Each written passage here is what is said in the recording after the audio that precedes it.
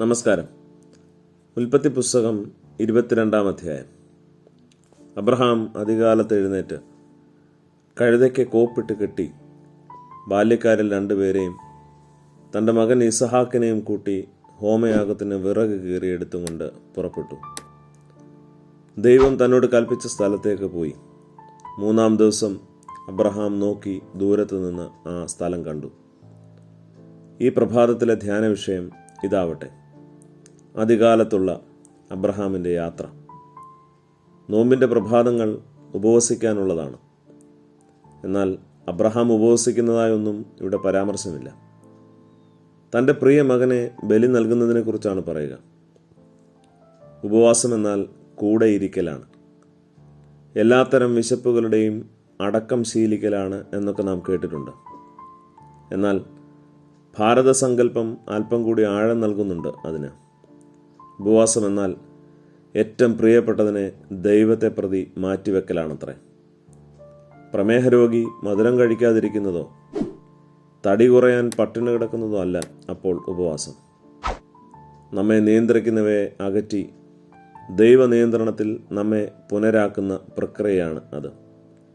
അതിൽ എരിവും പുളിയും മധുരവും മാത്രമല്ല, മൊബൈലും ഇൻ്റർനെറ്റും ടെലിവിഷനും എല്ലാം ഉൾപ്പെടും.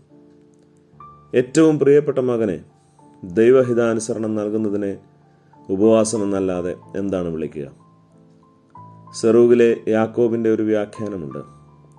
അബ്രഹാം പിതാവാം ദൈവത്തെ പ്രതിനിധാനം ചെയ്യുന്നു.